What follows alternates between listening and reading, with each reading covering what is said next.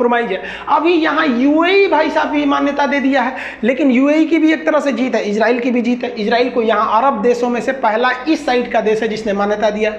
बदले में इजराइल ने कहा है कि जो आप गाजा पट्टी में और वेस्ट बैंक जो जॉर्डन का एरिया है जहां आपने अवैध कब्जा किया है उससे पीछे हटेंगे। तो ये पीछे हटने के लिए नहीं बोला है, लेकिन ये स्वीकार खुद इजराइल ने किया है कि नहीं वो कब्जा मेरा अवैध है। तो एक तरह से ये यूएई के लिए भी बहुत बड़ी जीत है, ये अरब लीग में आगे बढ़ जाएगा। अब सऊदी अलग ही प्लान में है। देखिए यूएई कर लिया ना, अब 2 महीने का वेट कीजिएगा। इधर से ओमान मान्यता देगा, यहाँ से कतर देगा, यूएई के बाद ओमान और कतर देंगे। आप ये लिख के रख लीजिए, भले थोड़ा सा समय लगे। उसके बाद सब का सब मान्यता देंगे, सारे के सारे लोग नतमस्तक हो गए उसके आगे।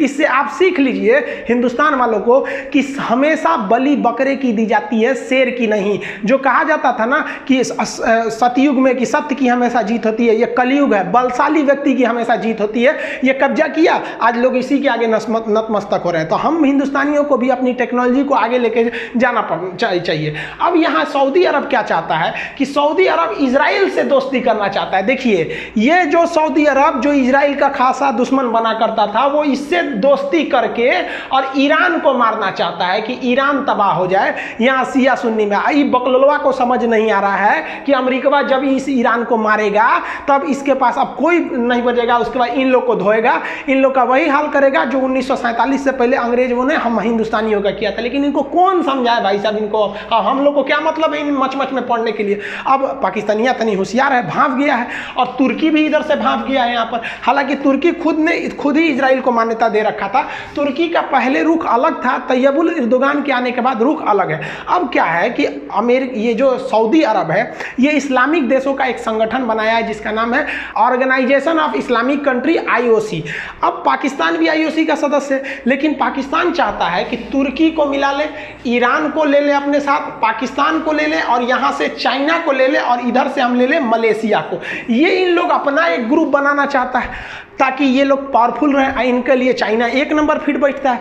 तो भारत सरकार को इसमें समझना चाहिए कि भाई साहब आप थोड़ा सा हस्तक्षेप करिए, थोड़ा अब चुपचाप दिल्ली में बैठने से नहीं होगा। जितना जल्दी से जल्दी हो इजराइल का मामला को सल्टा लीजिए, वरना अगर ये वाला बेल्ट बनेगा ना तो तुर्की के पास टेक्नोलॉजी भी है, और ईरान के पास पेट्रोलियम है, पाकिस्तान के पास आतंकवादी है, चाइना के पास पैसा है, इसके पास सी रूट है।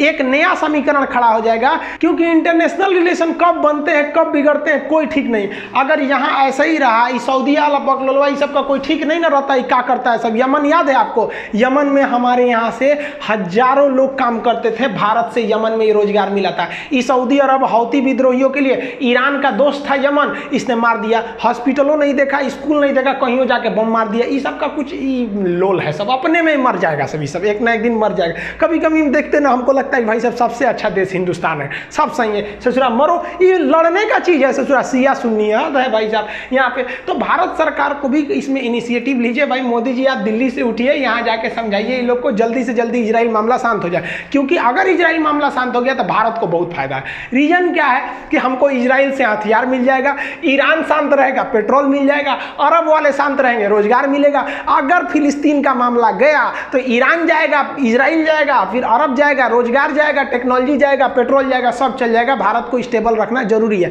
अब पाकिस्तान के सामने सांप और छछूंदर का हाल हो गया। पाकिस्तान जानता है कि सऊदी अरब लोल है, इसके पास केवल पैसा है, दिमाग नहीं है सऊदी अरब के पास। तो पाकिस्तान जो है वो, अब सऊदी अरब क्या है, पाकिस्तान के सेना प्रमुख से भी नहीं मिला, कहा भाग तोरा से हम ना मिलेंगे, और इससे पैसा कर्जा वापस मांग लिया, ला रहे तोरा पैसा दिए वापस लाओ। तो ये पाकिस्तान जो है इसके पास पैसा देने को नहीं था, तो चाइना से कहा है कि चाइना आप दीजिए हम इसको दे देंगे। आप इस पर बहुत हंसेंगे, लेकिन जरा सोचिए कि हिंदुस्तान को कितना लॉस होगा। ये ससुरा पैसा देगा ना, तो ये जो सड़क ले गया है CPEC और ये बंदरगाह ले गया है, कल को कहेगा कि ये बंदरगाह हमारी सेना का प्रयोग करने के लिए, नहीं तो हमारा पैसा चुकाइए। तो पाकिस्तान अब कहाँ से चुकाएगा? या तो इसे सऊदी देता था या तो इसको ये देता था। अब